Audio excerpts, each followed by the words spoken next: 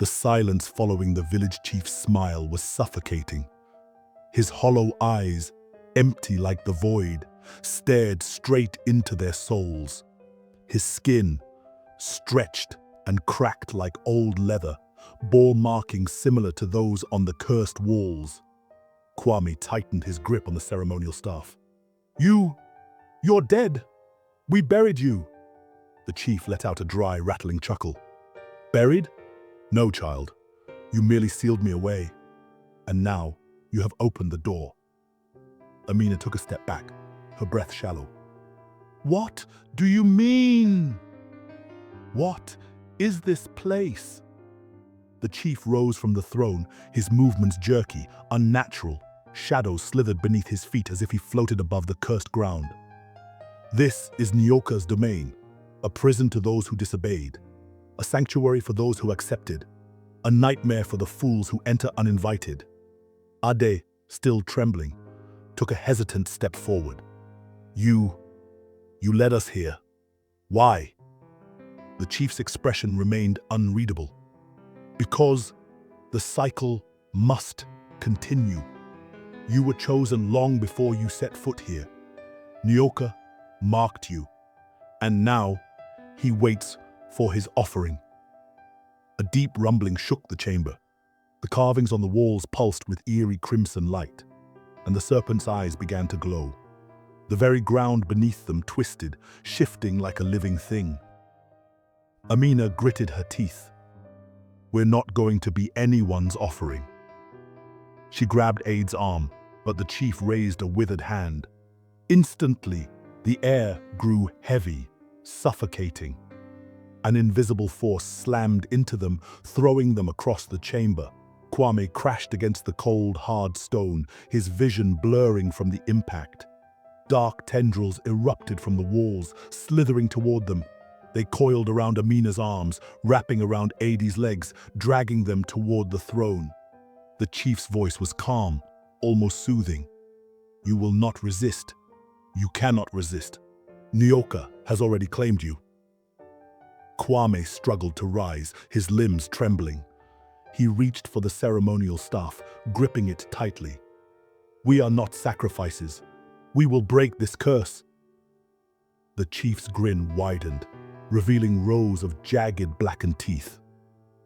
"Then, child, let us see if you can escape fate."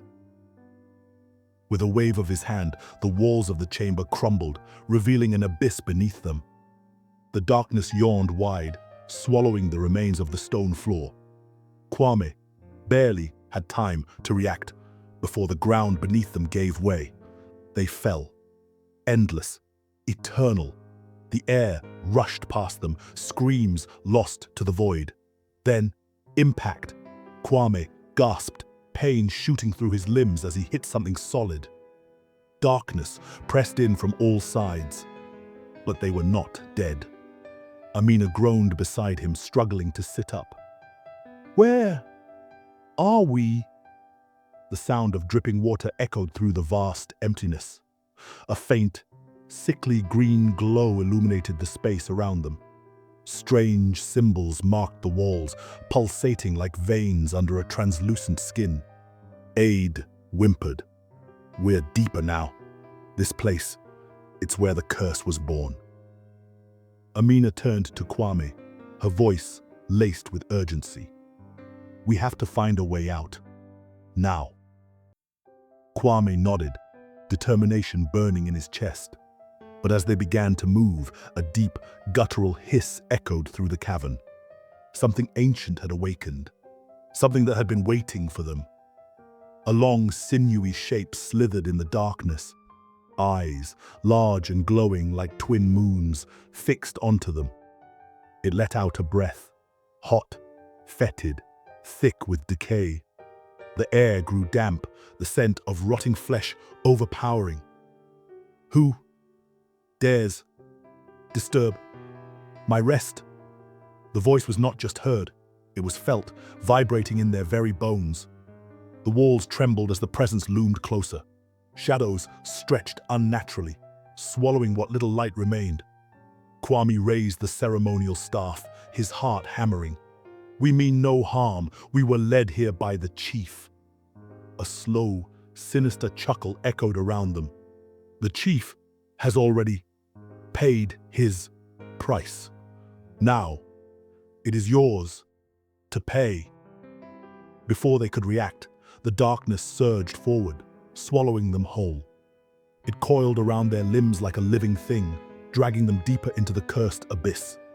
They screamed, but their voices were swallowed by the void. The cavern walls twisted, reshaping themselves, forming grotesque images of agony and suffering. They were trapped, and Nyoka was ready to feed.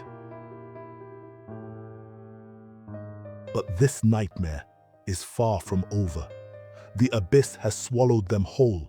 But what lies deeper within Nyoka's cursed domain?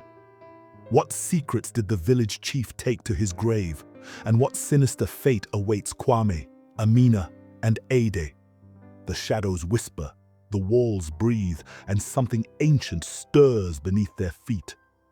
In Part 5, the truth behind the curse will unravel, and with it, a choice that could mean salvation or doom.